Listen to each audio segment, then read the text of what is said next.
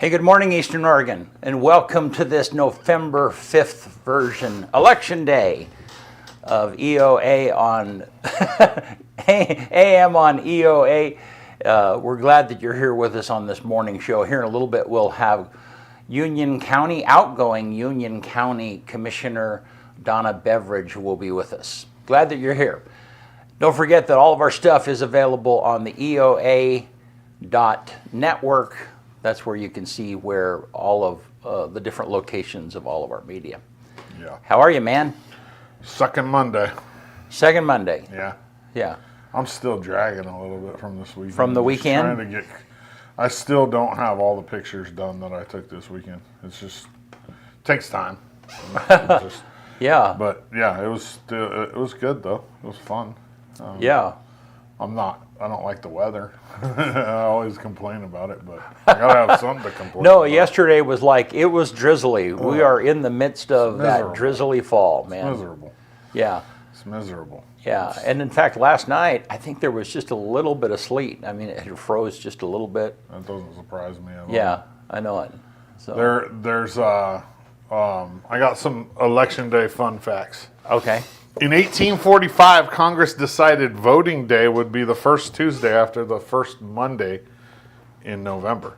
They picked this day because it was after a busy harvest season, but before the winter weather came. Huh, okay. Congress wanted people to get out and vote before the snow and ice made it difficult to travel. Huh. But they didn't want them to have to vote during harvest, so the first Tuesday in November. Okay, makes sense. Originally the... And when did they decide that? That was in 1845. Oh, wow, okay. Yeah. The word ballot comes from the Italian word ballata, meaning small ball. In medieval Venice, people used small colored or marked balls to vote. Today, the word ballot refers to the many different ways people cast their vote, whether it's using a ball, piece of paper, or a touch screen. Huh. Yeah. George Washington is the only president ever elected unanimously. Really? Yep. James Monroe received every electoral vote but one in 1801. A New Hampshire delegate, New Hampshire, however you want to say it, wanted George Washington to be the only president elected unanimously, so he voted against James Monroe. Victoria Woodhull was the first woman to run for president, 1872. Wow. Yeah. A long time ago. Hillary Clinton was the first woman to be nominated for president by a major party ticket in 2016. Martin Van Buren was the first natural-born American to become president in 1837. Each of the 7 previous presidents were born as British subjects. Oh, interesting. That's crazy, huh? Yeah. In 2000, Al Gore won the popular vote, but lost the electoral to George W. Bush in one of the most contested elections in U.S. history. Supreme Court stopped the Florida recount of ballots and gave Bush the state's 25 electoral vote, giving him a total of 271 compared to Gore's 255. Wow. I remember. Yeah, it was kind of wild. I remember it. Yeah. Because wasn't that like Gore had been Clinton's vice president, right? Right. And Clinton served 2 terms. Correct. And he came right off of that. Right. Gore ran against George W. Bush. Yeah. And that was the hanging Chad thing, wasn't it? Wasn't it? It was, yeah. That was there was a video of them recounting, and they're looking, the little dots holding it up to the lights, and what are those called? What are those machines called? We used them in school for testing. Yeah, I can't remember. There's a name for those. No, it's not Scantron. Yeah. A Scantron is the one where we use now. Pencil. Yeah. Well, yeah. It's a pencil. But these ones are like the actual, like you have to punch the perforated little dot. Yeah. Yeah. Interesting. America's had a crazy history. I think there's been 7 U.S. presidents that have been assassinated, I think is what I read this morning. Or no, office. 4 assassinated. Okay. I think 1 heart attack, 1 like pneumonia. Yeah. 1 had gastro something or the other, and then you have the 4, Abraham Lincoln, John F. Kennedy, and the other two. I don't remember who the other two are. Yeah. That were assassinated, but yeah. So we've had a strange history. You know what I mean? Like over the last 30 years, we've had a kind of a weird succession of presidents. I think. Yeah. I mean, you go from Clinton to Bush to who was after Bush? Obama. Yeah. Yeah, Obama, then Trump, then Biden. Like it's been a weird. Well, and there's always a little bit of a swing, when you see that. So then, if there's been a Democratic president for 8 years, then almost always There's a Republican. it switches. Yeah, kind of the recent exception, I think, was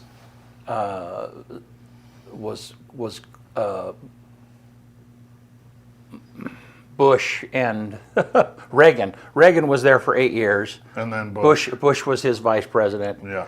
And then he was defeated at the old 4-year man mark. Bush, not Correct. not his son. Right. Yeah. That's just George Bush, right? One's just George Bush and one's George W. Yeah, I lost track. All right. Well, hey, you want to do sports? Let's do it. It's a big one today. Okay.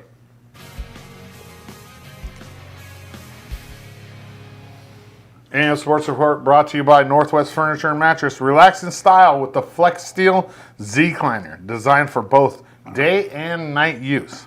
This recliner is perfect for any home. Discover the power of true comfort today at Northwest Furniture and Mattress. EOU football had their biggest win since I've been covering them. I would say probably their biggest win in the last at least 6-7 years. On Saturday night under the lights at Community Stadium, the Mounties beat the Yotes 30-24. This is their first win versus C of I, who's their rival since August of 2018. So all the guys on the team, the entire roster had never beat C of I until last night, till Saturday night, excuse me. It was amazing. The crowd was it was just so.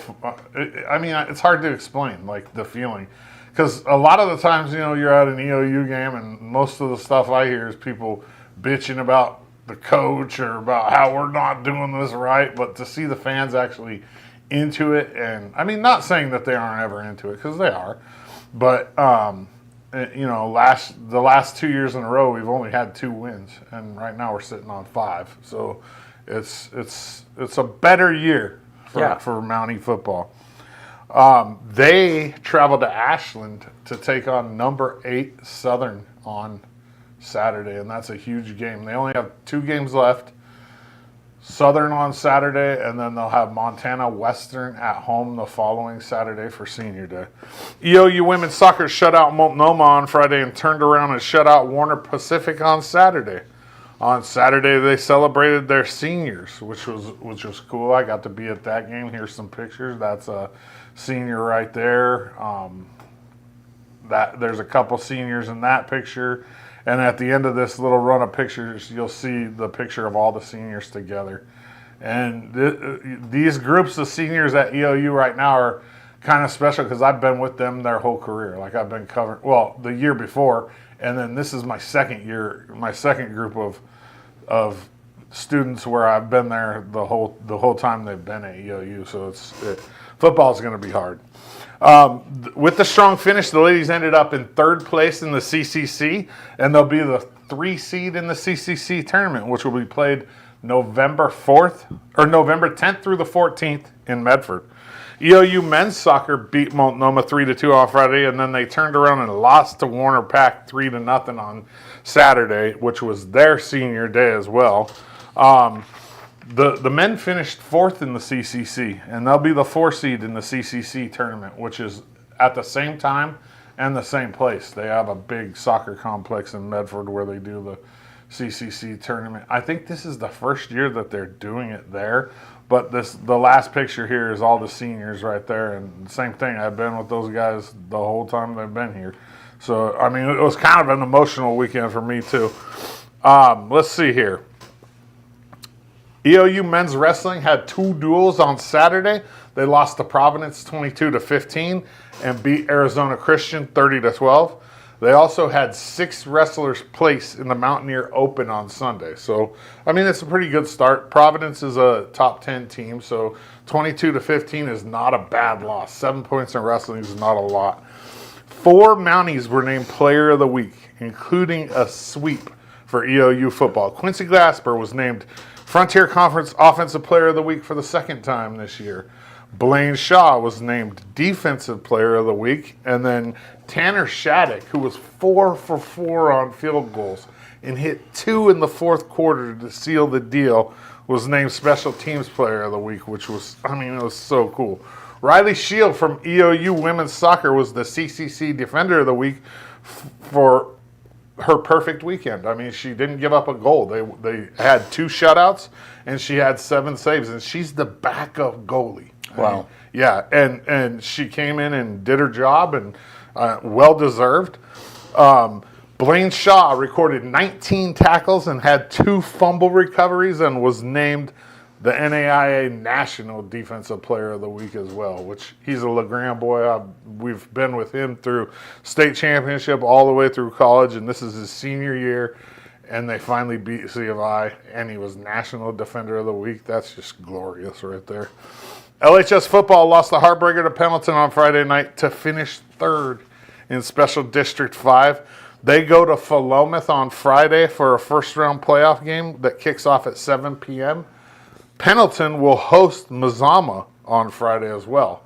And that's that. I mean, I kind of like going to Philomath and playing them as for the Tigers rather than having Mazama here. I mean, a home playoff game is always good, but I'm going to tell you what, Mazama in the playoffs, they aren't going to play. You know, their head coach Vic Leese, he knows what he's doing, and they had a little bit of an off year, but he's going to have those boys ready to play Pendleton on Friday night. I promise you that.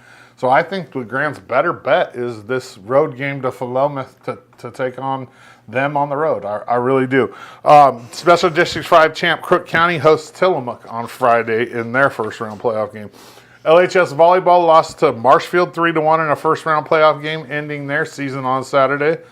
The boys' soccer team at LHS plays in Staten today at 5:30 in a first-round playoff game, and the girls host North Bend tomorrow for their opening round playoff game up at Community Stadium, and that game kicks off at 6 p.m. So tomorrow night at 6, LHS girls soccer here versus North Bend first-round playoff game.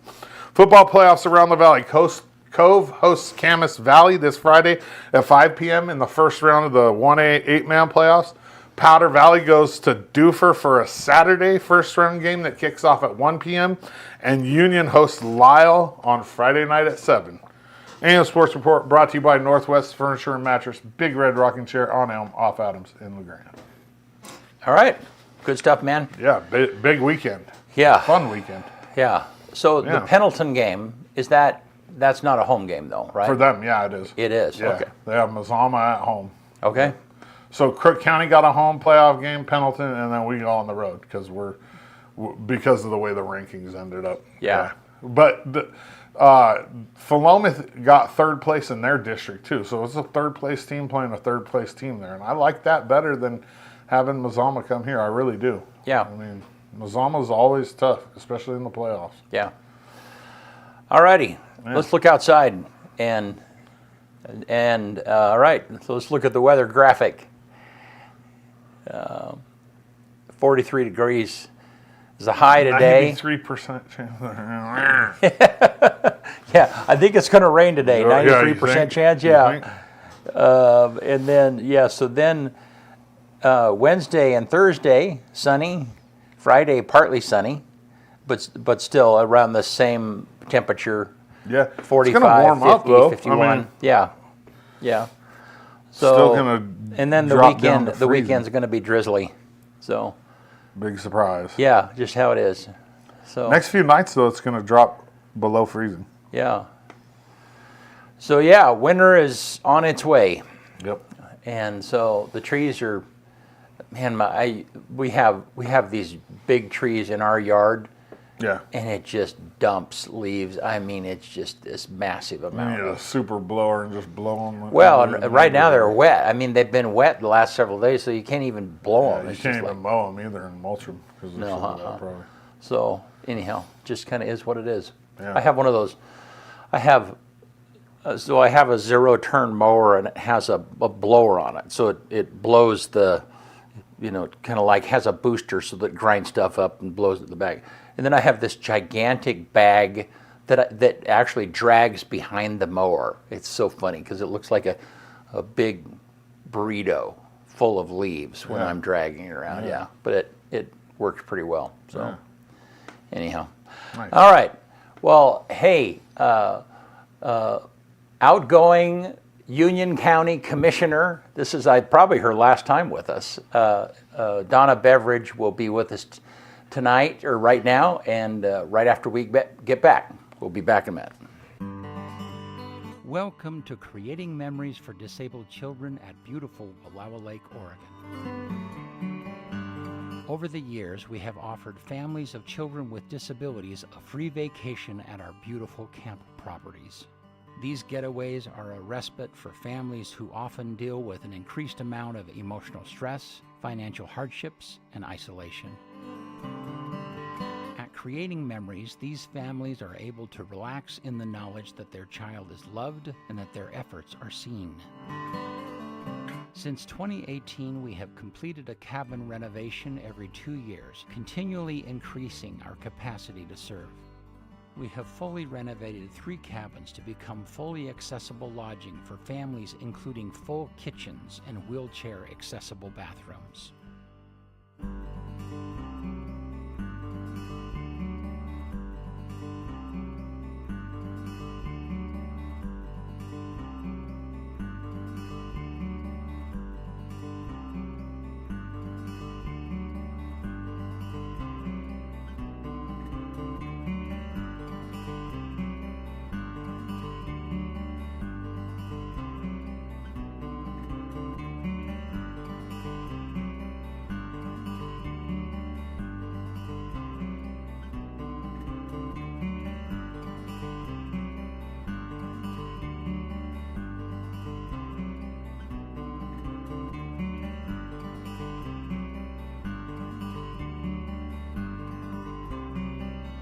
We now turn our focus to the lodge building at the Creating Memories camp.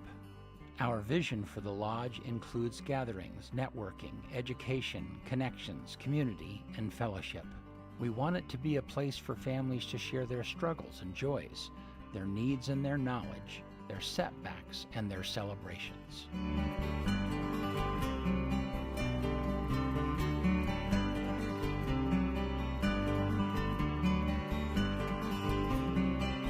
We are creating memories for disabled children, and our mission is to do just that.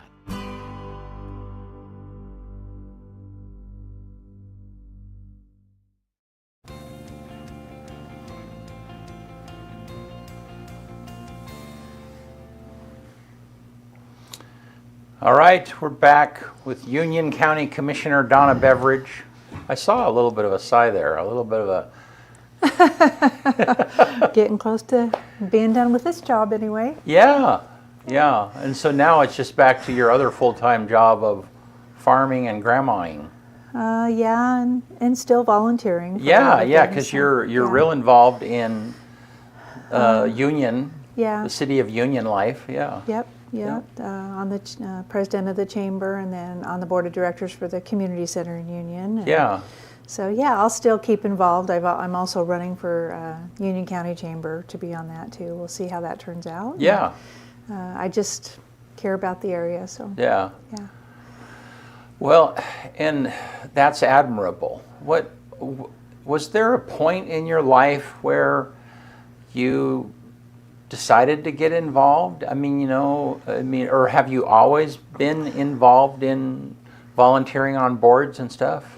Well, when my kids were growing up, not as much. Yeah. When they graduated, I had an uncle in Union that he was really involved in improving Union and the fire district and the cemetery and stuff like that. And So as my kids grew, I just started having extra time. And I mean, I guess I've always drove around and looked at businesses and looked at towns and thought, how can we make it better? How can we make our area, more successful? And so I have no idea. Some days I wonder why, but I just really care. Right. And want to see Union County and our area flourish. Lived here my whole life, so I don't know where it comes from, but I will still continue to do that. Yeah, and that started early on for you, though. Yes. Did you, when you were younger, like in your later teen years and in college or in that area of your life, were you involved volunteering then? I volunteered in our church. Uh-huh. I taught children's church for many years at the Ambler Christian Church, and then I was a Sunday school teacher at the Nazarene Church in Union when my kids were little. Uh-huh. So I guess since you asked the question, Yeah, I never thought about absolutely. it, but I did actually always volunteer for things. Yeah. I'm not necessarily, promoting our area, but whatever I was involved in, I always enjoy volunteering. Yeah, and what's interesting to me is often it's women, ladies, who are kind of involved in the groundworks of, if you need a volunteer or a Sunday school teacher or a leader or whatever it might be, often that is women, Well, a lot of times, if there's somebody that's busy, they're always busy. Right. Like, whether it's getting paid or not paid. And Right. they're always, a lot of times, they're the ones that step up and say yes to something else. Yeah. And sometimes it's hard to get those busy people to be available, but there's a lot of them in Union County. There's so many good volunteers in our county. Yeah, I've always, for me, it wasn't really until we moved this office to downtown LeGrand that it was like, well, I should get involved, or I should. Right.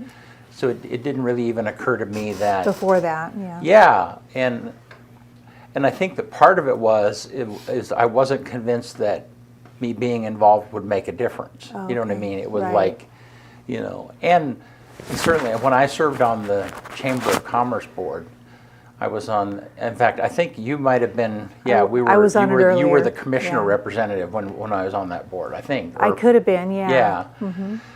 And there are just a lot of bright people on that board. You've got a lot of business owners and anyhow, Yeah. that. There were so many different qualified opinions. I didn't really think that. It just felt like it You was felt really like well yours didn't- represented. yeah, Yeah, right.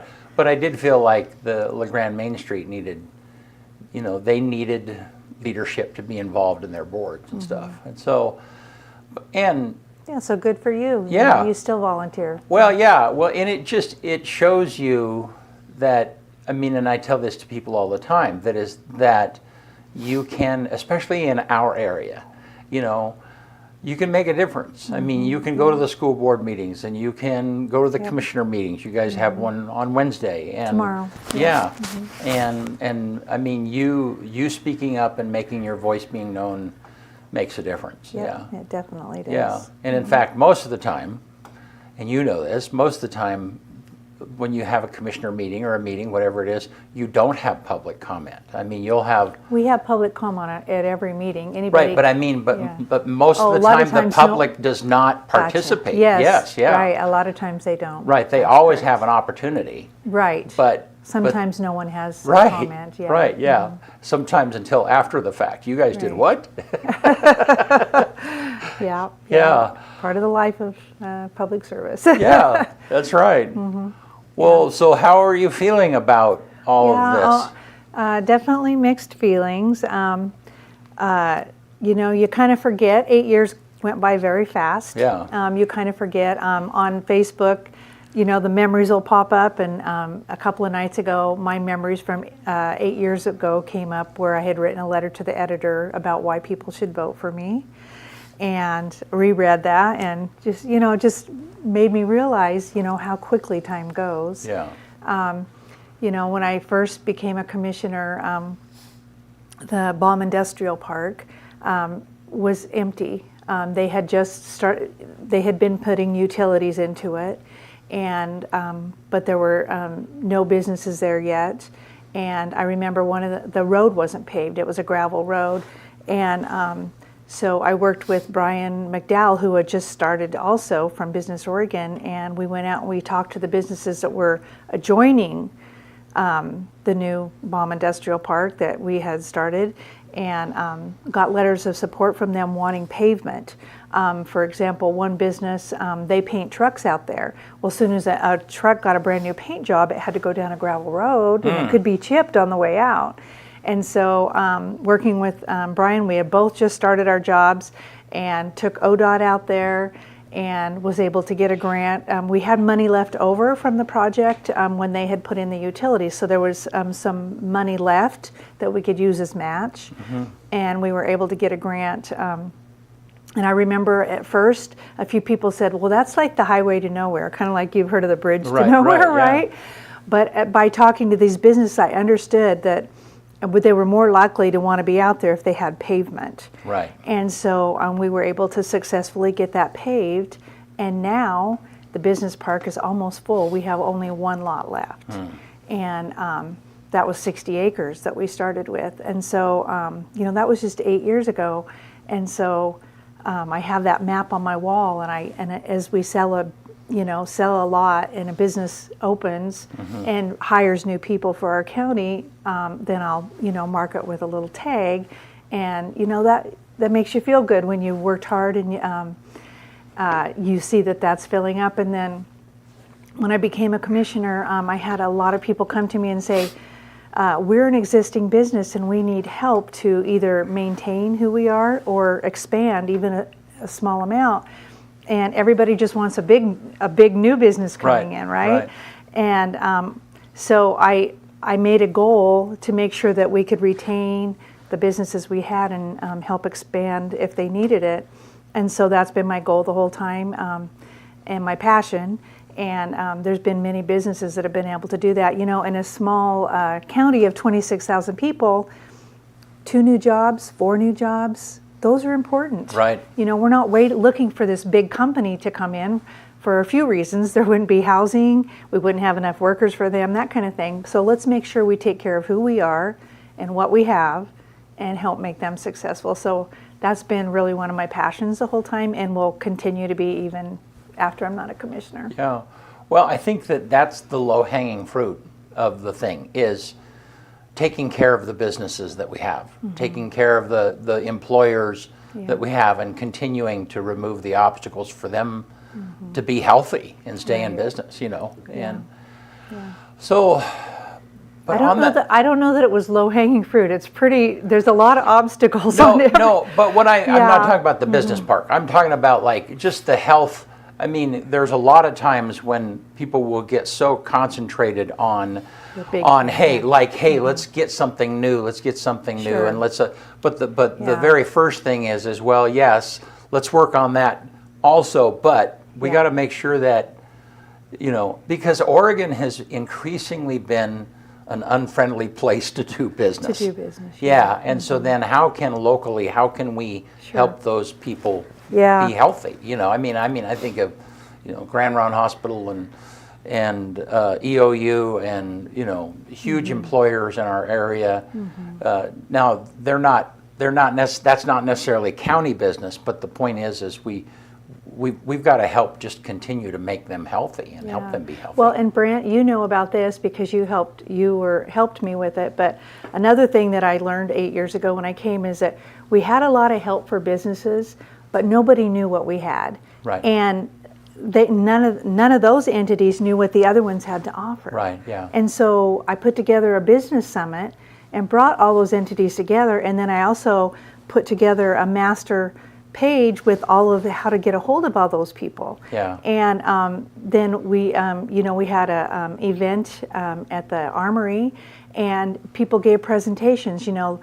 This is what we have to offer if you need employees. This is what we have to offer if you need a building. All the different entities, and then we had that master sheet, and so people weren't wondering, what do you have to offer in the area? And then they also could say, well, if we can't offer that to you, here's someone that could. Right. By communicating, we helped the whole area to Yeah. be able to expand and retain those businesses. Yeah. Do you think that has helped? Abs- Have people connected with each other in a better way? Absolutely, and then we did that every other year. Yeah. We've done that every other year, and yeah, like I work all the time. I work with Timothy, and then he's got a new help there, and you know, I feel like before LeGrand was their own place, and Union was their own place, and Elgin. Now we all work together, Right. and we like. What's best for the Northeast Oregon? What's best for Union County? You know, it's not just about my little town, and I think that that's a huge step in the right direction that I hope continues, that not every town's just thinking of themselves, but that we all work together. And then NEODD, Northeast Oregon Economic Development, you know, as a commissioner, I'm on that board. And so I just think to continue that and making sure we work for what's for the good of our whole area. And then also, what's the word I want to use? Wise planning. Mm-hmm. Who do we want to be? Who do we not want to be? Right. And make sure that we plan that and not just, you know, go crazy on doing something that we'll be sorry for later. Yeah. Do you think and I'm sure you do, has the commissioners as a group spent time vision planning exactly what you're talking about? What do we want to be and what we don't want to be? Is there kind of a plan out there somewhere? There is a plan, but see, each commissioner is a liaison to about 15 boards. Right. So I'm the liaison to economic development, right. And my other commissioners are liaisons to other things. So there is a vision, but it hasn't necessarily been the three of us together that have talked about that. But it would be the Union County Chamber, EOVA. We meet once a month. It's an economic development meeting. So, you know, Timothy Bishop with the City of LeGrand, Alana with EOVA. Mm-hmm. There's several of us that meet every month. OTEC comes sometimes because, you know, they're the utility part of that. Right. And we do talk about, and we do have a vision, but it's with that economic development group. Yeah. So over the last 8 years, have there ever been a time where you've gone to a meeting that was out of your liaison? I mean, so in other words, is there, as a commissioner, have there been times when you've wanted to speak into another? Yeah, I mean. Oh, we can absolutely speak into another. Right. Like, for example, Commissioner Andrus is, you know, into the forestry. Sure. I do water and agriculture, and so yes, there's been times where, you know, he'll be working on something and he sends it to us, and you know, we make comments, right. Or he'll bring a letter to us that he thinks is a good idea for a comment, and then we review it, and then we may or may not sign on to it. We almost always do sign on to it. I do water planning, and so there will be times where I present a letter to my other commissioners and say, this is what I'm working on, you know, or even with the Eastern Oregon County Association, which is several counties on the east side. Right. There will be times where I'm like, hey, this is a problem. I need other support, and so I'll present a letter to the whole group and get, you know, 20 signatures from all of the counties to help me with whatever project I'm working on. So yes, we're liaisons to that, but we support each other in what we're working on. But time-wise, you just can't always go to all the same meetings. Of course, yeah. But definitely we do work together on projects. Now, you guys also go to, I mean, you divide up the city council meetings in. Yeah. And you go to each. Is that something that you guys started? That you started? I feel or is like, or had that been happening before? Well, I can't speak for you know, way before I was there, so I don't want to say that nobody's ever done that before. But yes, that's what we do. We each take you know, certain towns, and that doesn't mean we don't go to other meetings. Like I've been to LeGrand City Council, even though Commissioner Scarfo is the liaison of that. I've been to Elgin, even though. Of course. But the three that I have is North Powder, Union, and Cove. So those are the ones that, if they have a question, they usually call me. If I have a question, I call them. Yeah. And then the other two commissioners are liaisons to the other towns. Right. But that doesn't mean we don't cross over. But it helps time-wise. And it also helps those cities to be like, hey, you know, you're probably more familiar with what we're dealing with. You know, could you help us with this? Or sometimes because we don't have jurisdiction over the cities. Right. But sometimes they just want us to come to the meeting to be a support to them on something they're working on, or maybe to ask questions on, what do you think the county, would they maybe be a partner in this, or would they give us a support letter, that kind of thing. Yeah. Yeah. Good. So you've also spent a considerable amount of time working on water. And part of that is because Water. part of that is because we had this gigantic event in, I want to say 2019, wasn't that? And Yeah. yeah. And so The flooding. yeah. And so Right. that kind of punctuated the need to Yeah, do so something. you made a video on Right, that. I did, You yeah. want to remind everybody what that's called, where they could find that online? Yeah, it's grandronfloods.com, I think is where, yeah. grandrodfloods.com if you want to check out the video we Yeah, did of that. Yeah, and I'm event. trying to remember if that URL is still active or not. But the bottom line, I mean, to give credit where credit is due. So when that happened, Patty Bingaman called me and said, hey, I want to pay you to record this event. And so then she arranged a flight for me to get into the area and Rob Beck flew me and we recorded. We flew down the Grand Ronde River and out over Cove. I and did that a good area. conversation with many of the people that were affected. That Right, was yeah, really good. and that was the first part was, and from a standpoint, I mean, I knew there was flooding, but until you get over it and you see it, it's just, Right. my goodness, Yeah. And then from there, we, she's a force just in and of herself, but she said, I will pay you to do interviews with the farmers. And so then in the middle of spring, Right. she was the only one that could get them all around the Oh, table really? in the middle of. She did yeah. a good job. Yeah, she did. Yeah. Yeah, but anyhow, so then out of that came that video, and Right. And- Well, what happened is before I became a commissioner, yeah, Mark Davidson was a commissioner before that, and the state of Oregon had some grants available for water planning. Okay. And so there were only going to be 4 pilot projects, and Mark Davidson actually was able to get the Upper Grand Ronde to be successful for one of those planning projects. And so I won't take the credit for getting to be one of the pilots, but when I first started, I became the convener of that group. So we've been doing that for 8 years. okay, And water planning and several, we try to get as many entities as we could on board. We had monthly meetings, for basically 5 years, working on that planning. We put together an MOU. We worked together. We had state agencies. We had local farmers and ranchers. We had cities.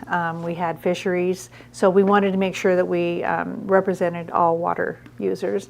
And then we finished that about 2 years ago. And then we were approved. We were the first group to finish and the only group to stay within budget, which I always tell people we're Eastern Oregon. We stay within budget and we get things done. Go ahead. Oh, I was just going to say that URL is not active anymore, Okay. but Okay. I put the YouTube link in the. good. Okay, thank you. Thank yeah. you. Yeah, Thank people you. want to see it. Yeah. Yeah. And when we get done planning, we want to make sure we can implement something because we don't just go to meetings for 5 years to not do anything about Yeah. it, right? To set it on a shelf. So we did get that done. And so now we are doing a feasibility study. We got another grant from OWEB, and we're working on feasibility for storage. Storage came to the top of the list for what needed to be done. And then as a convener, I always told the group our goal is to whatever kind of project we do, we don't, even if it only helps fish, we want to make sure it does not hurt agriculture or the cities. If it's something that only helps the cities, make sure it doesn't hurt the other users. So that's really tough. That's a high bar. Yeah. So we are working on that. We have 4 projects at the top of the list. So we're working on feasibility now. So we're only meeting quarterly now, and then we're doing side meetings and getting a lot of studies done. Because anytime you do storage, there's a lot of studies that have to be done that's kind of like laying the foundation. So people think, oh my gosh, it's taking forever, which I feel the same way. Right. But you have to lay the foundation in order to actually get something done, and those are state rules and laws. So while we're doing that, as a convener, I'm also on a committee that's helping to put the guidelines together for other areas in the basins in the area to be able to do this same planning, because we don't want it to just be exclusive to those 4 pilot projects. We want to make sure other people are able to get their planning done so they can implement projects for themselves. And one thing we definitely learned on the planning is one size doesn't fit all. You know, every basin is different. They have different needs. One thing we learned is there's definitely not enough data to make a lot of good decisions. So we need to start getting some data in order to make good decisions.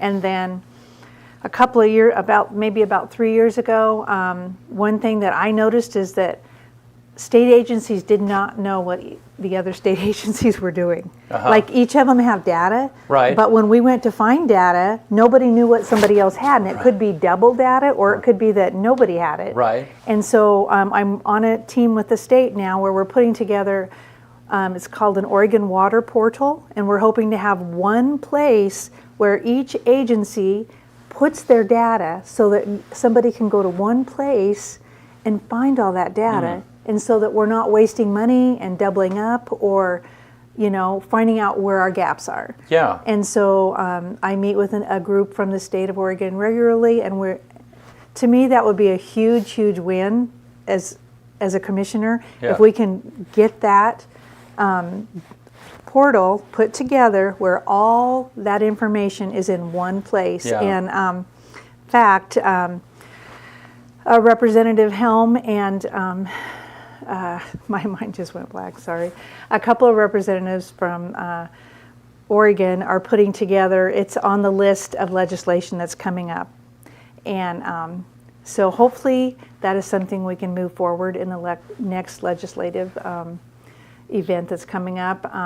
But that just came out to me yesterday. I'm going to be reviewing that along with a lot of other people from Oregon and giving suggestions and ideas. But to me, that would be a huge win for the future for all the state agencies and anybody in the public to be able to go to that one place, see what data we have, what data we need, and be more efficient instead of just kind of, you know, everybody willy-nilly doing their own thing. That's awesome. Yeah. And I mean, there's a lot of detail in that work. Yeah. There really is. I didn't know water would be I mean, I know water's a big issue, but I didn't realize, you know, that I would be so involved in water. And I'm happy I am. I mean, probably 8 years ago, compared when I to what became a you know commissioner, now. I had no idea yet. You know. And then as a farmer and rancher, I know how important water is. Of course. Water's life, but I didn't know that I would be so involved in making sure that we have enough and that we take care of it. I want to go back. I want to go back to Patty Bingaman for just a minute, because what she did was a little exceptional. We have people all the time who will they'll come up to me and go like, yeah, you should go do a story on that, you know, not knowing that, you know, every time I send out a videographer, I'm paying them by the hour, I'm paying their camera that they're holding, they're paying, I mean, there's a real live expense. It's not too much different than you going up to Justin Rock and give me like, hey, there's a stuck car out there, will you go pull it out of the mud? You know, I mean, costs money. It costs money, time and so But Patty is one of the very few people that I've ever had that said, this is the story I want told, and I will pay you straight up whatever it costs to go get it. You know, it was that important to her. It was, and so then that film really is hers. I mean, we put the creative part of that in and all of that and stuff. So, but anyhow, that's to her credit, and I wish we had more clients like that. Well, and then now they'll be able to pull that up. That link. And so, but and I have used that many times. That video, you know, when a few years ago when I'm sorry today, my mind's blank, but we had a tour in Union County and on water, and we had legislators from all over Oregon come.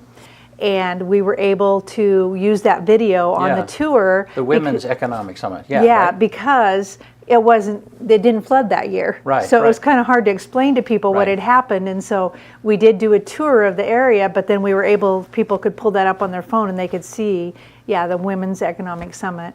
And they could see what had happened that year. Right. And then we stopped where some of that flooding was, and we had a farmer out there, Jed Hassinger, give us kind of an overview of the damage that it did and the long range, repercussions of that. Well, and I've been around farming and ranching my whole life, but there was detailed information in that video that I just had never known. You wouldn't know, why.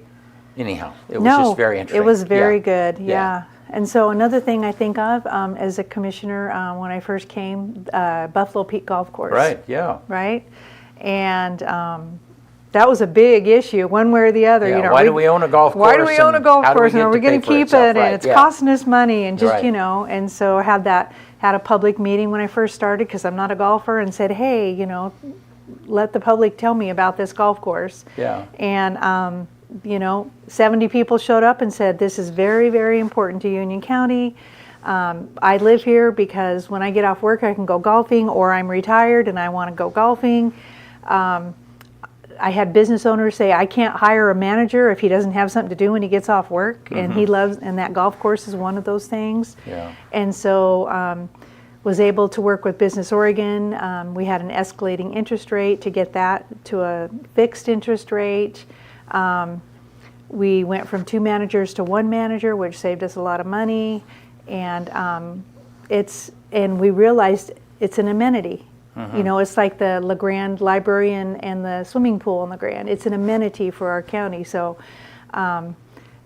it's just moving forward, and there's just so many more people coming. It's doing very well financially, way better than it was, and then we also have groups that are coming, every year to have their tournaments and that kind of thing. And so that's been very helpful. But we have people coming from all over the country now. So right. And to dig into that a little bit more, because I dug into that when I was running for commissioners, is that so it's an economic development piece. So the same way the county invests money in Mira, because that is a draw for not only our local citizens, but people to come in and be a part of Mira, that the golf course is in that same category. Well, a little bit different. Mira uses no county money. Okay. Those were all grants that purchased it, and we don't put any money into the maintenance of it or anything. That's all volunteers and grants that are, it's kind of self-sustaining. Okay. Compared to the Buffalo Peak Golf Course, which used to belong to Union. Right. And they weren't able to make the payment on the loan, and so the county helped them by kind of bailing Union out many years ago, over 20 years ago. Yeah. And now we have to we make the payments, but but it's the payment on the land itself, right? Or it's the payment on the land. Okay, right. That's correct. But that's not the same as Mira. Right. And I appreciate that clarification. But the actual operation of the golf course is in the black. The operation is pretty darn close. Yeah. Okay. Right. It's like triple. Our income is probably triple what it was, 5 years ago. Right. Yeah. Yeah. No. So it's very close. Right. And that. Right. And so, but the economic development, the attraction development element of that is huge, and that helps our restaurants. It helps our hotels. It helps all of our businesses. It brings people here. Yeah. You have people that come. They'll stay at Hot Lake. Yep. They'll go golf. Yep. So yeah. Or people are coming to an EOU event, and then they go golfing. Or instead of just on their way through Union County to go to Wallowa Lake or, Hell's Canyon, they're actually going to stay in Union County and support our businesses. And that's super important. Yeah. Yeah. You said it's tripled in 5 years? Yeah. Something strange happened 5 years ago. Dana. Yeah, you guys poached Dana. Well, I normally don't just like to be specific, but yes, you're right. Dana's done a great job for us. Absolutely. Yeah. Dana's awesome. He has done. And he just is passionate about that, and that is, and it doesn't matter if it's a sole proprietor that's passionate about their business or if it's a manager like that that's passionate. I mean, that passion is contagious, and it absolutely. Yeah, and no, it flows. we're very fortunate that we Yeah. have, and you're right. There is that passion, and He lives golf. and all his he life. lives it, loves it, knows it, and yes. So, Well, and I don't know if a lot of people know this. His background. I mean, he was in Salem.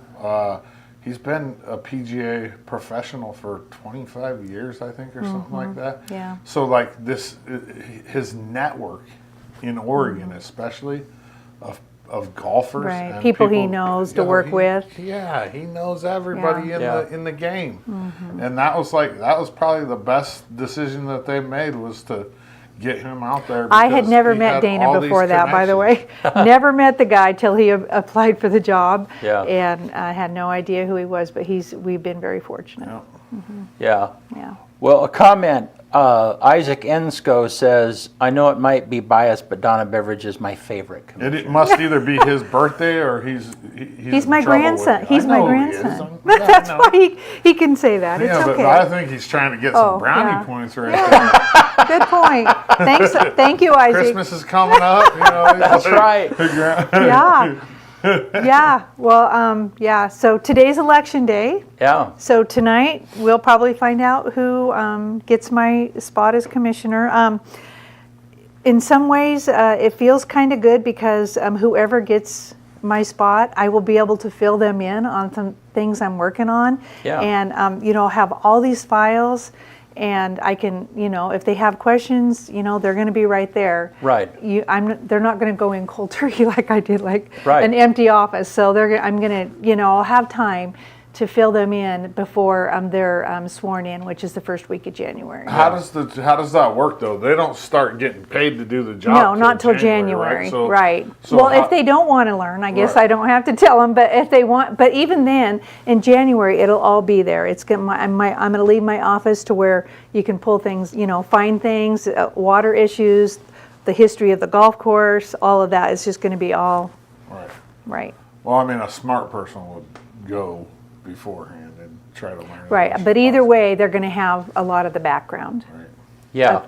Well, I mean, and there's, and can I just say one more thing?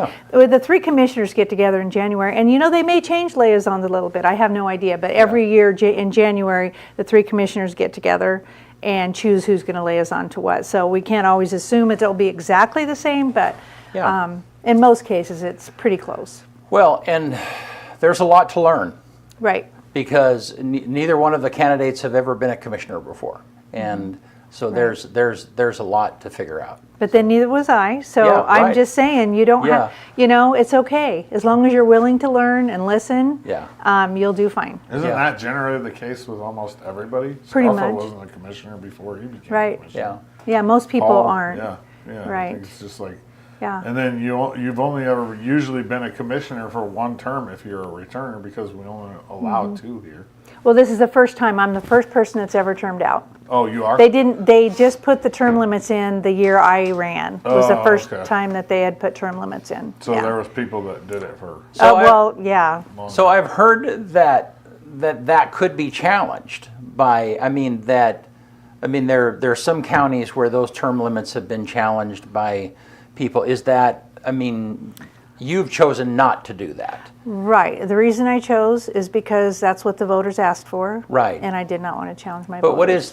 what is the story on the specifics of why can't it be challenged? Are there other? Do you know Those are anything about legal. that? I know. Yeah. I don't know. Yeah. Those are legal things that I have no. I didn't look into because I wasn't planning on Yeah, it. So right. I don't Yeah. really. I don't want to answer the question when I have no clue.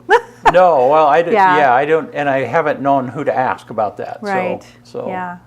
yeah. Yeah, so I'm not sure on that. I just prayed about it, and I felt like, this is what the voters wanted, and I feel like I've done the best I could for 8 years. So Right. just hoping that the next person will do the same thing. So, but let me ask it a different way. And Okay. so, but now you're at the end of the 8-year thing. Mm-hmm. Can you see some advantages to the county in commissioners being able to serve longer, or do you think that there is some wisdom in after 8 years them being limited. I can see both. Okay. I can see both. As I look at like the other areas in Union County where there's been turnover of staff, there's been some great new ideas that come up, but at the same time, I can see building relationships and learning things take a while, and so. But I mean, honestly, I was fortunate because Steve McClure, when I first started, there was a few things I was kind of hesitant on doing, and he's like, Donna, you got to jump in, both feet first, day one, you got to go for it, and I did. Right. And he's like, you have a lot to learn quickly, and so I really appreciated him saying, Donna, you can't wait 2 years to get something done. You got to get going now. And so he taught me a lot before he left, and informed me on different, things he had worked on for many years. I don't know. I don't know what my opinion is. I would say that would be individual. I really feel that sometimes maybe 10 or 12 years you could do okay, but I think it would be individual to each person. We have presidents 8 years. Right. Now, Steve McClure, he had been doing it for a long time. 20 some years. Yeah. 20, yeah. But that also meant that he was on a whole bunch of committees because of that seniority. He had been, right. He was able to represent Union County in places where we didn't have representation. Do you feel like you've been able to make some of those same inroads in 8 years? Yeah, I do. A lot of it is just really going to those meetings and doing your homework. Yeah. And then listening to people on each issue. I mean, you don't know from day to day what issues are going to come up. I couldn't believe some of those issues that, my first year we had rooms full of people. I'm not going to go back and talk about those issues, but, there were so many big issues coming up. And I just usually tried to get advice from out of the area because I didn't want politics to be involved in my decisions. So I tried to talk to people that didn't know anybody in this area because I didn't want somebody to be somebody's best friend, and that's why they wanted to, me to do something. Right. So I would talk to commissioners from other areas, say, what have you done in the past? Did it work? Did it not work? I just wanted my decisions to be not political or not favoring anybody, but just what's best for all the people. And so I just feel no matter who they are, if they'll do it, if they'll do their best, they're going to make mistakes. I've made mistakes, but it'll be okay, and you can get a lot done. Yeah. Well, Donna, thank you. Anything else you want to highlight before we quit that just like you were felt privileged to be a part of? No, I just thank you guys. I appreciate that you guys help get the word out and, interview people so that people can see. When I ran for commissioner, you interviewed all of us and, just see what people are thinking and what they're wanting to do and what their issues are and that kind of thing. And I guess for me, it's just make sure that, we know we're not experts. And I probably told you this at a different interview, but the day I signed up for commissioner, Robin Church told me, Donna, you're not going to be an expert on everything, but when an issue comes up, go to the experts. Yeah. And that was probably one of the best pieces of advice I've ever gotten. That's pretty good advice. It's very good. That's good advice in life. In life. As a commissioner. Yeah. So thank you, Robin Church, for that. Yeah. Very good. Well, thank you for being here, and thank you for you've been here every quarter, I think, since we started this show. So and we appreciate you being here. Thank you. Yeah. I appreciate you guys. Yeah. Can I add one thing to what your sports things? Yeah. Imbler and Cove volleyball girls are going to state this week too. Oh, are they? Yeah. Yeah. I don't. The only reason I know, can only cover so much. I know. So. Well, my granddaughter, she's on the Cove volleyball team. They just lost to Imbler, but I live in Union, so that's why I have to say. Well, you're saying they're going to state, but do you know when? In Redmond. In Redmond. They'll both play in Redmond on Friday and Saturday. Union and Imbler. Yeah. The girls. I basically don't do too much with the smaller schools just because I have a load just I know. Here. I appreciated you though talking about the Cove I do. the football teams. I try to add a little bit in when I can. And, it's only because I have a granddaughter playing that that's awesome. was keeping an eye on that. You're doing your job. Yeah. And I always tell everybody this. my email is kyle@eoalive.tv. If you ever want me to say, send me something. Like I don't have time to look everything up. Yeah. But send So the if information you to send me you. something, a picture or Right. whatever, I'll put it in the sports show and I'll make a post about it. Great. Yep. Yeah. All right, thank you. Yeah. All right. Thank you. Yeah, thanks. You want to get us out of Let's here? do it. On this day, November 5th, 1492, Christopher Columbus learns how to grow and harvest corn from Cuba's indigenous population. I don't know how they came up with this day that he learned how to do corn. But 1872 on this day, American women's right to vote advocate Susan B. Anthony votes illegally for Ulysses S. Grant. 1872, she illegally voted. I don't know how or what it meant, but 1935 on this day, Parker Brothers launches the board game Monopoly. 1935, that's a long time ago. 2015, the Collins Dictionary named binge watch and transgender their words of the year. 2015. 2018, NASA's Voyager 2 probe leaves the solar system, becoming the second human-made object to reach interstellar space. Quote of the day is a quote from former president. Or wait, no, let's do number one song first. Yeah, I screwed that up. Number one song in America on this day in 2004. Over and Over, Nelly and Tim McGraw. That was a good song. And then now we'll get to the quote of the day. From former President Teddy Roosevelt in honor of Election Day, believe you can and you're halfway there. That's an easy, simple one, too. I like Teddy Roosevelt, too. I read his biography. It was really good. Believe you can and you're halfway there. All right. Hey, thank you, Donna. Election show tonight. Yeah, We never yes. said anything Tonight, about it. Yeah. starting, we'll be going live at 7:30 to 8:30. We'll be looking at the local election results. It'll be me, Alex McHaddad, and Steve Clements right here, kind of looking at stuff, and John about the election results, particularly the local election results. So, all righty. Thanks so much. We'll see you soon. See you tonight.